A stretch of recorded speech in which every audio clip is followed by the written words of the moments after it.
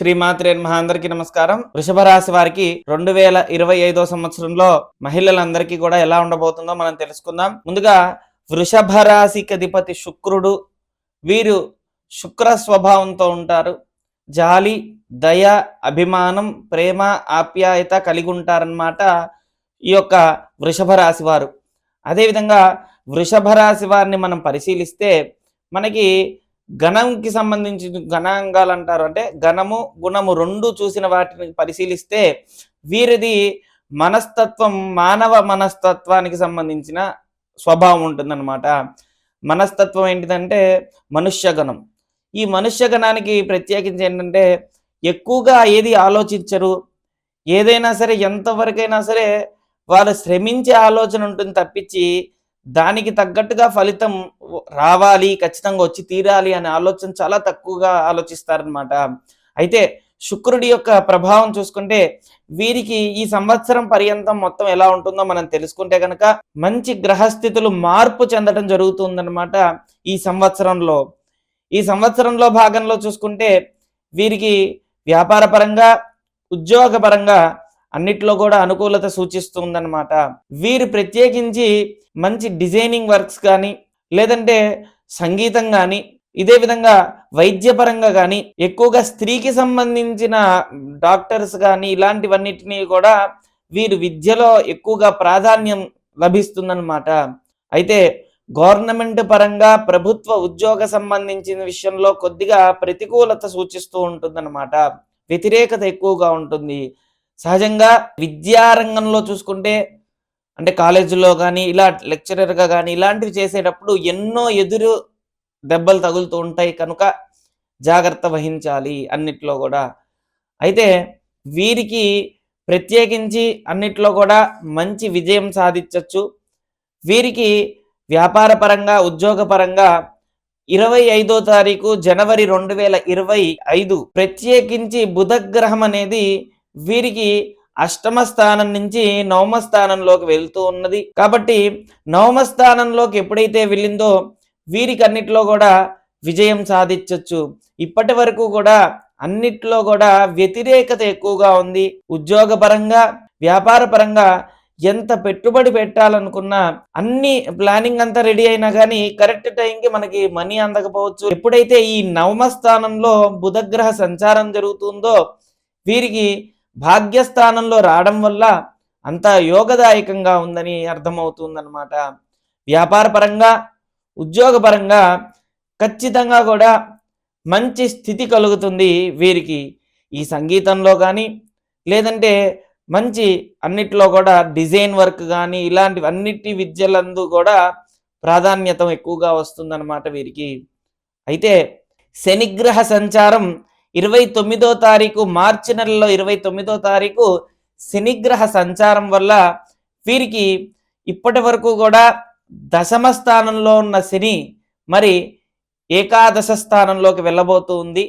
కనుక ఏకాదశ స్థానం అంటే 11వ స్థానం.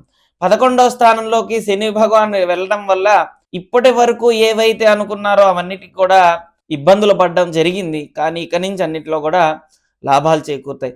అయితే కొన్ని నియమాలు పాటిస్తూ ఉంటే మంచి విజయం సాధించవచ్చు అనమాట. ఎందుకంటే వీరికి ఎప్పుడైతే శని భగవానుడు ముందు స్థితికి వెళ్ళినప్పుడు శని రాహువులు కలయికతో ఉన్నప్పుడు కొద్దిగా వ్యతిరేకత ఎక్కువ అవుతుంది. మంచి వ్యాపారమైన ఆలోచనలు, బిజినెస్ మంచి స్థితి కలిగినప్పటికీ కూడా సరైన మార్గంలో సరైన పెట్టుబడులు పెట్టకపోతే వ్యతిరేకత ఎక్కువగా ఎదురవుతుందన్నమాట వీరికి.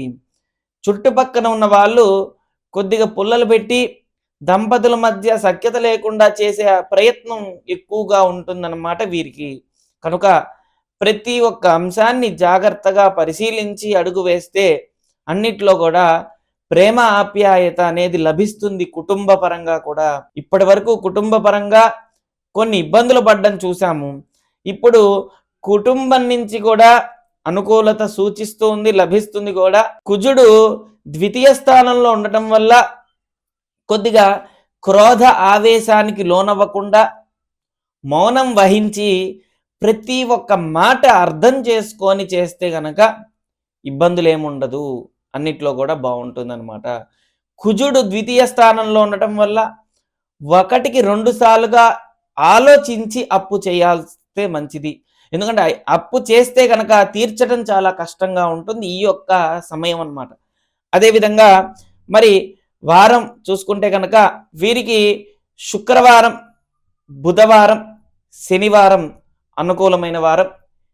ఏ పనైనా సరే మనసులో అనుకోని శుక్రవారం గాని, శనివారం గాని, బుధవారం గాని అనుకోని చేస్తే ఎలాంటి ఇబ్బందులు కూడా లేకుండా ఖచ్చితంగా మంచి ముందడుగు వేయొచ్చనమాట వీరు. అదేవిధంగా మంత్ పరంగా చూసుకుంటే ఇప్పుడు జనవరి, ఫిబ్రవరి, మార్చ్ ఈ 3 నెలలు కూడా ఎప్పుడైతే బుధుడు ముందు స్థితికి వెళ్ళాడో వ్యాపారంలో కొత్త రకం అనేది అలా జరుగుతుంది. వ్యాపార పరంగా, ఉద్యోగ పరంగా మనకి అలవాటు లేని వ్యాపారం, అలవాటు లేని ఉద్యోగం చేయాల్సి వస్తుందన్నమాట ఈ యొక్క సమయంలో. కానీ ఇప్పుడు మీకు వచ్చిన అవకాశమే మీ జీవితం మొత్తం కూడా మంచి ఆధారమైన జీవితం అనే అర్థమవుతుందన్నమాట. కాబట్టి భయపడాల్సిందేం లేదు. ఈ 3 నెలలు కూడా మార్చి తర్వాత నుంచి కూడా అన్నిట్లో కూడా అనుకూలత ఉంటుంది. స్థితి ప్రజ్ఞత అయి ఉంటుంది. స్థితి కలుగుంటుంది.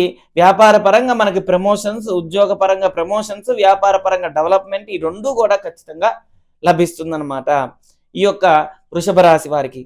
అదేవిధంగా వీరికి ఏప్రిల్, మే, జూన్ ఈ 3 నెలల్లో దంపతుల మధ్య ఇప్పటి వరకు కూడా ఎన్నో ఇబ్బందులు పడి, గొడవలు పడి, అనుకూలత లేకపోవడం, ప్రశాంతత లేకపోవడం ఇలాంటి వాళ్ళందరికీ కూడా ఒక సరైన మార్గం లభిస్తుంది.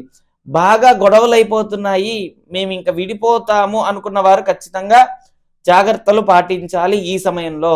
అనవసరమైన గొడవలు పెట్టేసుకొని, అనవసరమైన అపార్థాలు ఎక్కువగా చేసుకొని ఇంటికి ప్రతి ఒక్కరు కూడా విడిపోకుండా ప్రేమ ఆప్యాయతతో ఉండాలంటే జాగ్రత్తలు వహించాలి. ఎందుకంటే శని, శుక్ర కలయికతో ఈ కూడి ఉన్న ఈ స్థితి అన్నమాట ఇప్పుడు జరుగుతూ ఉన్నది.